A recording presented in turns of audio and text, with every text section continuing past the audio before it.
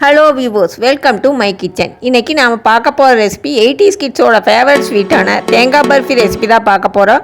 வாங்க எப்படின்னு பார்க்கலாம்.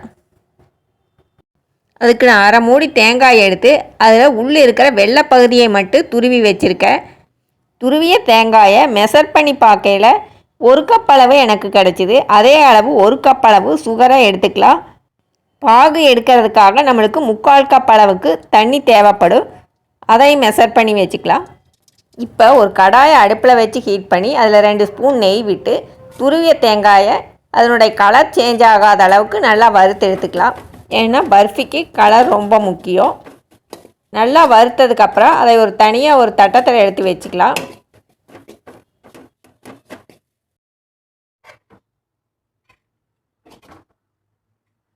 இப்போ அதே கடாயை வாஷ் பண்ணிவிட்டு அதில் எடுத்து வச்சுருக்கிற 1 கப் அளவு சுகரை ஆட் பண்ணிக்கலாம். கூடவே எடுத்து வச்சுருக்கிற 3/4 கப் அளவு தண்ணியை ஆட் பண்ணி அடுப்பில் வச்சு பாகு காய்ச்ச ஆரம்பிச்சிடலாம். பர்ஃபிக்கு நம்மளுக்கு உருட்டு பதம் வேணும். அது எப்படின்னு உங்களுக்கு காமிக்கிற பாருங்கள். பாகு பதம் பார்க்கறதெல்லாம் கஷ்டமாக தெரிஞ்சால் நீங்கள் தேங்காயை வறுத்த ஸ்டேஜிலேயே கூடவே சுகரை ஆட் பண்ணி வணக்கி விட்டுக்கலாம்.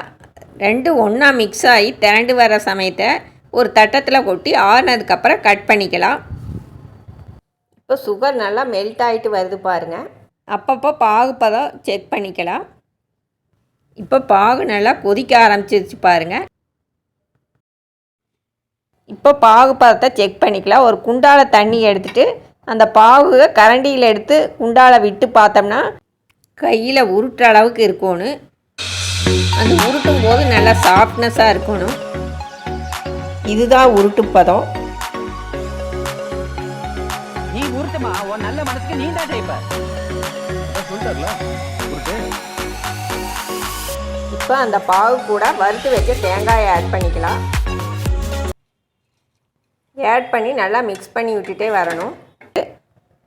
2 நல்லா மிக்ஸ் ஆகிற அளவுக்கு நல்லா வணக்கிட்டே வரணும்.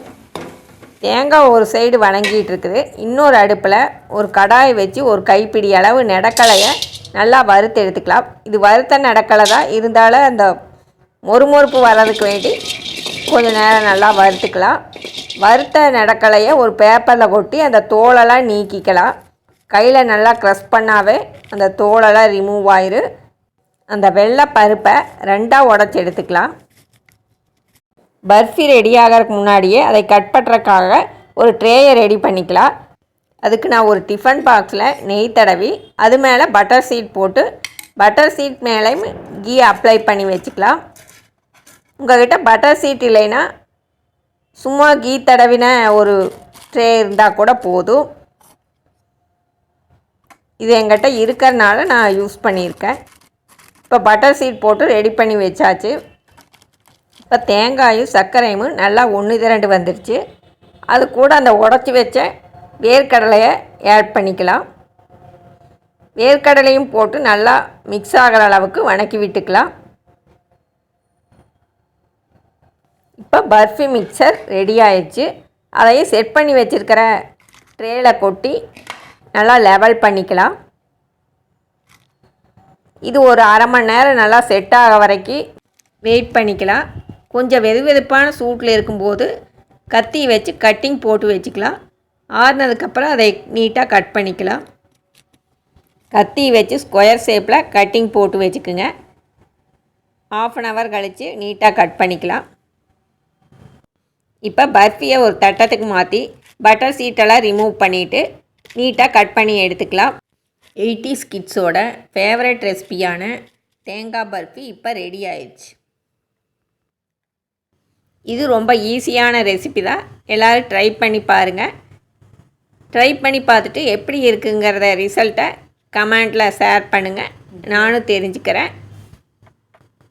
ரெசிபி பிடிச்சிருந்ததுன்னா நிறைய லைக்ஸ் கொடுங்க. ஃப்ரெண்ட்ஸ் அண்ட் ஃபேமிலிக்கு ஷேர் பண்ணி விடுங்க. புதுசாக பார்க்குறவங்க சப்ஸ்கிரைப் பட்டனை மறக்காமல் தட்டி விட்டுருங்க. வேறொரு வீடியோவில் பார்க்கலாம். தேங்க்யூ.